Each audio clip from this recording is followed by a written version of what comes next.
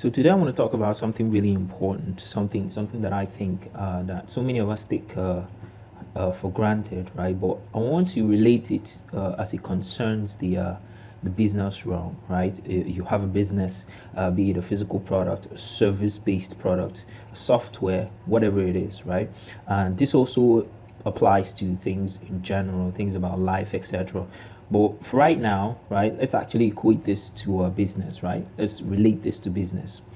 Now, let me start this off with a story, a very important story that happened not so long ago. So I recently was in this new location, right? Somewhere I had actually been here for quite a while, right? But I had left and then moved back in. So normally I would there's this particular route, right, that I take every day when I go out, and not so long ago I was following that same route, right, on my way back.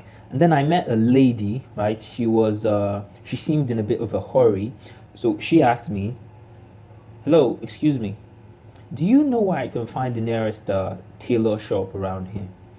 And immediately it hit me, right? I was literally a stone throw from the nearest tailor shop, right? So I just basically pointed her towards the direction, and off she went, right? Now, here's the important thing.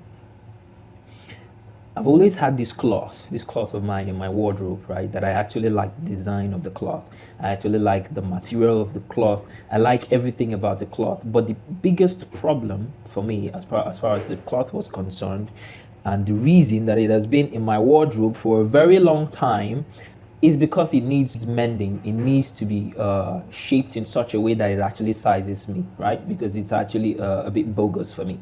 So I'd always loved to wear the cloth, right? But it didn't quite fit, right? It always made me feel like I was small inside the cloth. So hence, it needed shaping. Now, who was in the best position to actually shape this thing for me, right? A tailor, right? But here's the thing. I had been walking that same path to and fro almost every single day, right? On my way out, on my way coming back, right? For the past approximately 2 months now. And I kid you not, I've always known that the tailor was there, right? So should somebody ask me, where's the nearest tailor around here? I think I would actually point out towards that place, right? Provided I was within that surrounding. Now, the only reason I hadn't actually mended that cloth of mine was because in my mind, subconsciously or consciously, I don't know how it works, right? But all I know is this. I had told myself that I have absolutely no idea where to find a tailor around here, right? And I can't particularly do this thing myself, given that I don't have the equipment. And hence, this beautiful cloth of mine that I've always wanted to wear will have to sit in my wardrobe gathering dust. Now, what's the moral of this story? Well, it's very simple.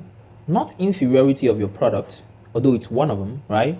But not necessarily inferiority of your product, but obscurity is what will put you out of business. Or at the very least, take your business and hand it over to your competitors. So in life and in business in general, you see this all the time. Somebody has a product, somebody has a service, somebody has something that they are selling, right? And if, in all honesty, that product or service is by far one of the best things you can find in the marketplace out there, right? But the biggest challenge is that nobody knows them. So let's perform a very quick exercise right now. I'm going to name out a couple of products, right? I'm not going to name the companies themselves. I'm just going to name the products. And the very moment I do that, give yourself a response of what's the first brand that comes to your head. Okay, so number 1, soft drinks. Number 2, online shopping. Number 3, restaurant. If your answers to any of these questions were things like Coca-Cola, Jumia, or whichever restaurant, right, that is actually quite close to you, right, you would realize something that is actually very important. These guys have equated themselves with the industry, right? So you wouldn't think anywhere in Nigeria that you wouldn't even think of online shopping without thinking of Jumia. Some might think of Konga as well, right? But most would think of Jumia first. Now, I'll give you another analogy before I wrap this thing up.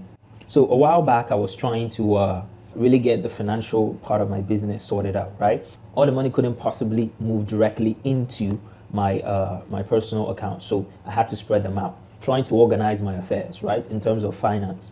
So I didn't like the idea of actually opening all these banks that I would literally have to walk into your branch, request for an ATM card, blah, blah, blah, all those kind of long processes. I didn't like the idea, right? So I stayed away from it.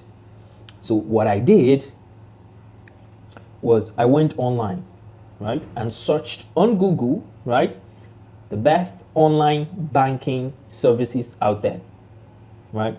And I got a list of them, right? And then as I was pouring through them, I noticed one that actually stood out, right? That was Kuda. Now, if you've been using your mobile devices a lot, right, and also based on your behaviors online, things you search, etc., right, you might notice that you would be getting a lot of Kuda advertisements, right? The Kuda platform, right? Kuda.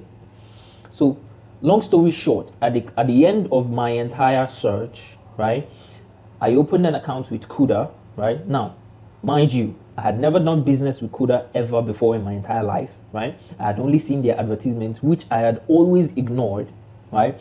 But when I actually needed the services that they offer, the very first company, right, that was at the back of my head the moment I began my research, and even at the end of my research, was Kuda.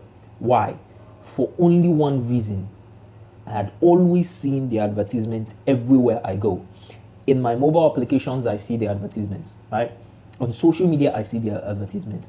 On certain websites, right, so that I'm training for information, I see the advertisement. So basically, these guys have successfully followed me around all over the internet, right? And they were even in my personal applications that I use in my phone, right? So I might as well just believe that I actually know them. So the only due diligence that I actually ended up doing was this. I just to be sure that my money was actually going to be safe with them, I just went through online reviews of people who had actually used their app, what people were saying about them on certain review sites, right? So just basically, I did my due diligence so that I could feel safe, right, giving them my money, which is exactly the same thing I would have done for dozens of other banks out there or financial institutions out there. Now, why did I choose Kuda? The answer is really simple. They have obeyed the one single principle that I've been hammering on since the beginning of this recording. They have obeyed that principle of awareness. You cannot afford to be obscure. Obscurity will not only run you into financial crisis, it will literally put you out of business.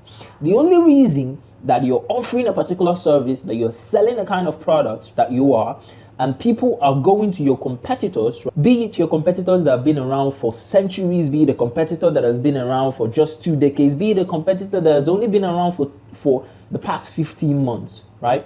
The only reason that they're going to them as opposed to you is because nobody knows who you are. Okay, that's it. I have to go. I hope you got an immense value from this short piece of content. If you like the content and you actually really got immense value from it, I urge you to just do one thing and one thing alone. Just share it. Thank you very much. I will see you on the next episode. Bye-bye.